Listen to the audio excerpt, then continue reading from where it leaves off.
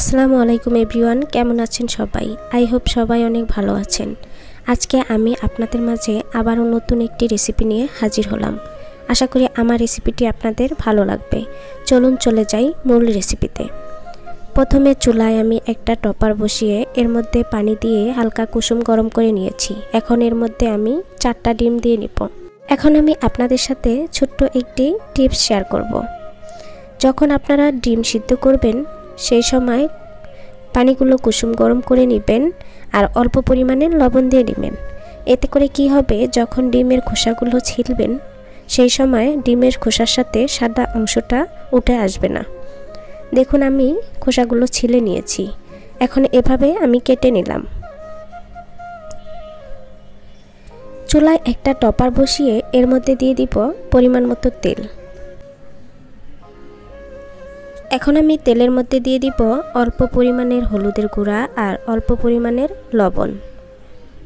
সবগুলো আমি ভালো করে মিশিয়ে নেব।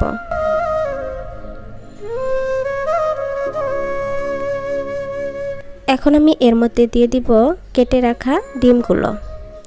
ডিম তো সবাই কম বেশি রান্না করে খান। একদিন এভাবে বাসায় রান্না করে দেখবেন, খেতে যে এতটা টেস্ট, না খেলে কখনো বুঝতেই পারবেন না। হাতের কাছে কিন্তু সবসময় মাছ মাংস থাকে না, তাই ঘরে ডিম থাকলে ঝটপট করে রান্না করে নিতে পারেন। এভাবে খেতে দেখবেন অনেক ভালো লাগবে। দেখুন আমার এক পাশে হয়ে গিয়েছে, আমি অন্য পাশে উল্টিয়ে দিচ্ছি। আর এটা অবশ্যই সাবধানে উল্টিয়ে দিতে হবে, তা না হলে কিন্তু কুসুমগুলো বের হয়ে যাবে। যারা আমার গতকালকে ভিডিও দেখেছেন তারা অবশ্যই জানেন আমার কিন্তু প্রচুর পরিমাণে ঠান্ডা লেগেছে আর ভয়েস দিতে কিন্তু অনেক কষ্ট হচ্ছে আর আমার কথাগুলো কিন্তু নাকে বেজে যাচ্ছে। আপনাদের যদি কোনো সমস্যা হয় বুঝতে, তাহলে আসলে কিছু মনে করবেন না, কিন্তু প্রতিদিনই ওষুধ খাচ্ছি, আশা করি ঠিক হয়ে যাবে। ডিমগুলো আমি তেল থেকে তুলে নিয়েছি। এখন আমি এর মধ্যে কুচিয়ে রাখা পেঁয়াজগুলো দিয়ে দিলাম। এখন কিছুক্ষণ নেড়ে চেড়ে এগুলো ভালো করে ভেজে নিব। আমি এখানে অল্প পরিমাণের কাটা পেঁয়াজগুলো দিয়ে নিব, কারণ আমি এখানে বাটা পেঁয়াজও দেব। দেখুন এই যে এখানে আমি বাটা পেঁয়াজ দিয়ে নিচ্ছি। এখন এর মধ্যে দিয়ে দিব আদা রসুন বাটা, অল্প পরিমাণের কাঁচামরিচ বাটা। এগুলো আমি আবারও তেলের মধ্যে কিছুক্ষণ নেড়ে চেড়ে ভেজে নেব। আমার মনে হয়েছে তেলের পরিমাণটা একটু কম হয়েছে, সেজন্য আমি আরেকটু তেল দিয়ে নিলাম। এখন এর মধ্যে দিয়ে দিব অল্প পরিমাণের পানি। দারচিনি, এলাচ আর লবঙ্গ দিয়ে দিব। এখন দিয়ে দিব অল্প পরিমাণের লাল মরিচের গুঁড়া, অল্প পরিমাণের জিরা গুঁড়া, হলুদের গুঁড়া, গরম মশলার গুঁড়া, ধনিয়া গুঁড়া। এখন অল্প পরিমাণের লবণ দিয়ে সবগুলো আমি ভালো করে মিশিয়ে নিব।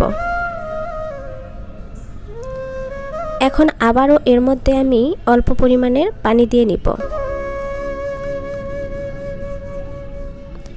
আবারও কিছুক্ষণ নেড়ে চেড়ে এগুলো ভালো করে মিশিয়ে নিব। এখন আমি এর মধ্যে দিয়ে দিব টমেটো সস। এটা দিলে কিন্তু স্বাদটা আরও দ্বিগুণ হয়। আপনাদের হাতের কাছে যদি না থাকে তাহলে কিন্তু আপনারা স্কিপ করতে পারেন।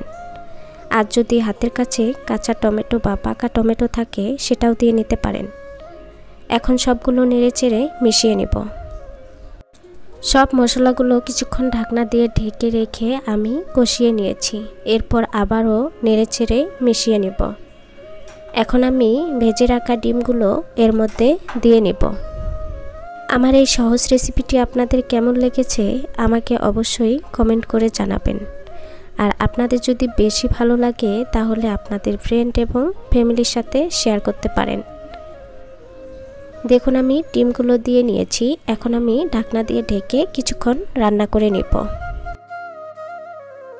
ফিরে আসলাম কিছুক্ষণ পরে। এখন আগে থেকে কেটে রাখা ধনেপাতা এর উপর দিয়ে দিব। এখন আমি ডিমগুলো একটা একটা করে উল্টিয়ে দিব। আর আবারও বলছি, এগুলো কিন্তু সাবধানে উল্টিয়ে দিতে হবে। রান্না শেষ, এখন আমি নামিয়ে নিব। প্রতিদিনই একঘেয়েমি তরকারি না খেয়ে মাঝে মধ্যে কিন্তু এভাবে ট্রাই করতেই পারেন। আশা করি আমার রেসিপিটি আপনাদের ভালো লেগেছে। রেসিপি ভালো লাগলে আমার চ্যানেলটি সাবস্ক্রাইব করে দিয়ে পাশে থাকা বেল আইকনটি অন করে রাখবেন।